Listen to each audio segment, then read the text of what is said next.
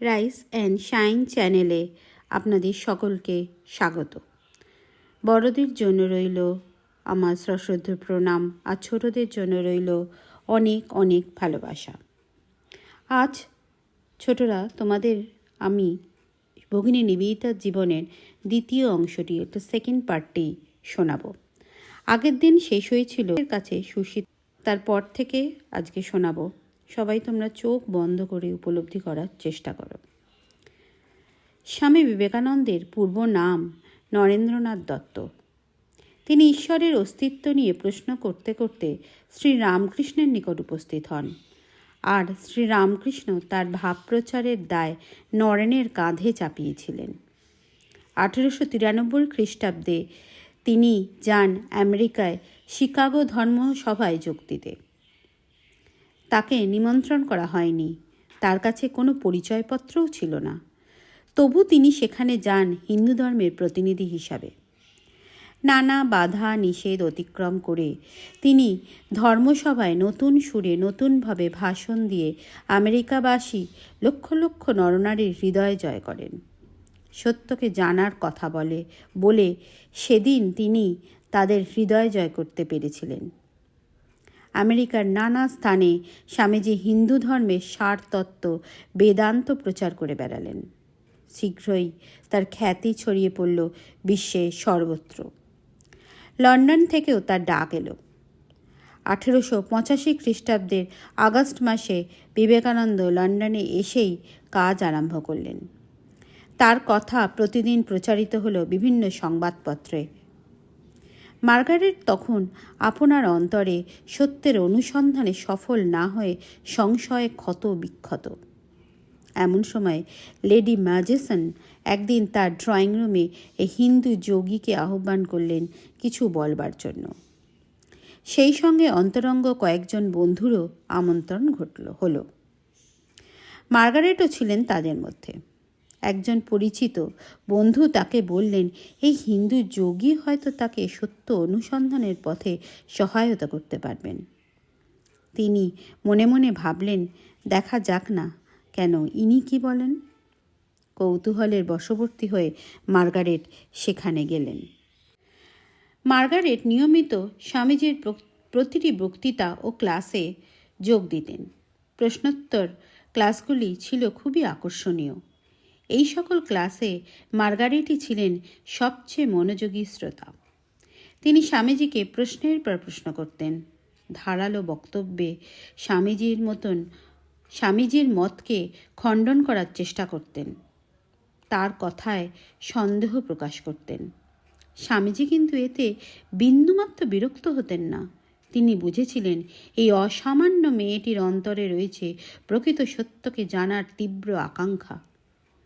তাই তিনি মার্গারেটের সকল জিজ্ঞাসার উত্তর দিতেন সযত্নে ও সস্নেহে। মার্গারেটও মনে মনে অনুভব করতেন তার প্রতি স্বামীজির অপরিসীম স্নেহ ও কৃপা। স্বামীজির জীবনই তাকে জানিয়ে দিল প্রকৃত ধর্মজীবন কাকে বলে। তিনি ব্যাকুল হয়ে উঠলেন স্বামীজির আদর্শকে অনুসরণ করবার জন্য। তার সংকল্প হলো যে ভারতবর্ষই হবে তার কর্মস্থল। 16 ডিসেম্বর স্বামীজি স্বদেশ যাত্রা করলেন। তার অসাক্ষাতে তার চিন্তা ভাবনা, উক্তি ও উপদেশগুলি হয়ে উঠল মার্গারেটের দিন রাতের ধ্যান জ্ঞান। স্বামীজির আদর্শ হল বহুজনের মঙ্গল ও সুখের জন্য আত্মবলিদান। তিনি বলেছিলেন, ঈশ্বরই আমাদের একমাত্র সম্বল। কে কে প্রস্তুত? কিসের ভয়? যদি ঈশ্বর আছেন, এ সত্য হয়, তবে জগতে আর কিসের প্রয়োজন? আর যদি একথা সত্য না হয়, তবে আমাদের জীবনেরই বা ফল কি? স্বামীজির এই জ্বালাময়ী বাণীগুলি মার্গারেটের হৃদয়ে গভীর দাগ কাটল। তিনি অধীর আগ্রহে অপেক্ষা করতে লাগলেন স্বামীজির কাছ থেকে তার ভারত যাত্রার ডাক আসার জন্য। ইংল্যান্ডের স্বামী অভেদানন্দের বেদান্ত প্রচার কার্যে নিবেদিতা প্রভৃত সাহায্য করলেন। উইম্বলডনে নিজেও একটা বেদান্ত সমিতি স্থাপন করেছেন। এভাবে লন্ডনে থেকেই মার্গারেট ভারতের জন্য কাজ শুরু করলেন। অন্যদিকে পারিবারিক সকল ব্যবস্থা সম্পূর্ণ করে দিয়ে সাগ্রহে স্বামীজির ডাকের অপেক্ষা করতে লাগলেন। স্বামীজি ভারতের আবহাওয়া, জীবনযাত্রা প্রণালী প্রভৃতি তার পক্ষে অনুকূল হবে না মনে করে প্রথমে তাকে ভারতে আসার অনুমতি দেননি। তিনি স্বামীজিকে লিখলেন, ভারতে গেলে আমার কি কি অসুবিধা হতে পারে তা আমি জেনেছি। তবু আমি মনে করি ভারতই আমার কর্মক্ষেত্র। আপনি একবার বলেছিলেন, ভারতে নারীগণের কল্যাণকল্পে আপনার কিছু পরিকল্পনা আছে এবং সে কাজে আমি আপনাকে যথেষ্ট সাহায্য করতে পারব। যদি তাই হয় তবে আর বিলম্ব কেন? আমি সর্বতোভাবে ভারত যাত্রার জন্য প্রস্তুত হয়ে রয়েছি। মার্গারেটের দৃঢ় মনোভাব দেখে স্বামীজি অবশেষে সাদর আমন্ত্রণ জানিয়ে তাকে লিখলেন, তোমাকে অকপটে লিখছি। এখন আমার দৃঢ় বিশ্বাস হয়েছে যে ভারতের কাজে তোমার অশেষ সাফল্য লাভ হবে। ভারতের জন্য, বিশেষত ভারতীয় নারী সমাজের জন্য পুরুষ অপেক্ষা নারীর একজন প্রকৃত সিংহিনীর প্রয়োজন। তোমার শিক্ষা, সাহস ও উদ্যম তোমাকে সেই উপযুক্ত নারী রূপে বিধাতা গঠন করেছেন। আহ্বান এসে গেছে, অতএব আর দেরি নয়। মায়ের অনুমতি ও বন্ধুবান্ধবের শুভেচ্ছা মাথায় নিয়ে মার্গারেট যাত্রা করলেন ভারত ভূমির উদ্দেশ্যে। 1898 খ্রিস্টাব্দের 28 জানুয়ারি মার্গারেটের জাহাজ এসে ভিড়ল কলকাতা বন্দরে। স্বামীজি স্বয়ং উপস্থিত ছিলেন জাহাজ ঘাটায় প্রিয় শিষ্যাকে স্বাগত জানাতে। কলকাতায় সাহেব পাড়া চৌরঙ্গীর এক হোটেলে মার্গারেটের বাসের ব্যবস্থা হলো। স্বামীজি তার বাংলা শেখার ব্যবস্থাও করলেন। ভারতবর্ষকে জানার উদ্দেশ্যে তিনি সুযোগ পেলেই গাড়ি চড়ে ভারতীয় পাড়ায় চলে আসতেন এবং তাদের জীবনযাত্রা সম্বন্ধে অভিজ্ঞতা সঞ্চয় করতেন। এর কদিন পরে মার্গারেট চৌরঙ্গি ছেড়ে চলে এলেন বেলুড়ে মিসেস সারাবুল এবং মিস জোসেফিন ম্যাকলাউডের কাছে। এরা দুজন তার পূর্ব পরিচিত। স্বামীজি রোজ সকালে সেই বাড়িতে এসে শিষ্যাদের সঙ্গে প্রাতরাশ করতেন। পরে কোনো গাছতলায় বসে বহুক্ষণ তাদের সঙ্গে নানা বিষয় আলোচনা করতেন।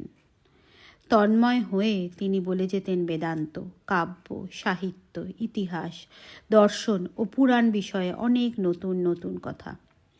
মার্গারেট ও তার দুই সঙ্গিনী স্থান কাল ভুলে স্বামীজির প্রতিটি কথা গভীর নিষ্ঠায় শুনতেন, আর তাদের চোখের সামনে ভেসে উঠত অতীত ভারতবর্ষের এক মহিমাময় মূর্তি। মার্গারেট কাজের জন্য ব্যস্ত হয়ে উঠলেন, কিন্তু স্বামীজির ইচ্ছা কাজে নামার আগে তিনি ভারতবর্ষকে ভালোভাবে জানুন, তাকে নিজের বলে ভালোবাসতে শিখুন। যে নারী জাতির উন্নতিকল্পে তিনি জীবন উৎসর্গ করবেন, সেই নারীগণের সঙ্গে আগে তার বিশেষ পরিচয় হওয়া প্রয়োজন। মার্গারেট বিদেশিনী। ভারতকে না জেনে এবং না ভালোবেসে যদি কাজ করেন তবে তা একেবারেই বিদেশিভাবে হবে। এ কারণেই স্বামীজি সচেষ্ট হলেন মার্গারেটকে ভারতীয় জনসাধারণের সঙ্গে পরিচিত করতে। আজ এই পর্যন্তই রইল।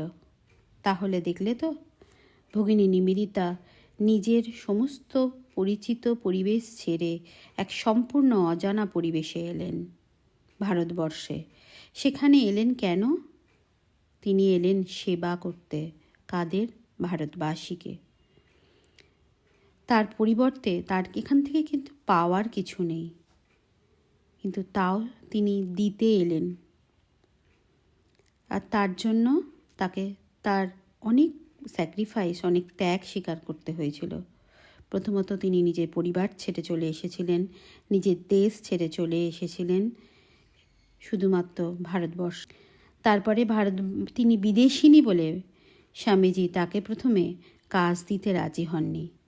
তাই তিনি ভারতবর্ষের প্রতিটি কোণায় ঘুরে ঘুরে ভারতবাসীর সাথে মিশেছিলেন, আগে নিজে ভালোবাসার জন্য, ভালোবাসতে না পারলে কিন্তু কাউকে সেবা করা যায় না। সেবা করার জন্য তাদেরকে ভালোবাসার প্রয়োজন। তাই স্বামীজি তাকে প্রথম কাজ দিয়েছিলেন ভারতবাসীকে ভালোবাসার। এখন তোমরা চোখ বন্ধ করে এগুলোকে উপলব্ধি করার চেষ্টা করো। পরেরটা আবার পরের দিন হবে। শুভরাত্রি।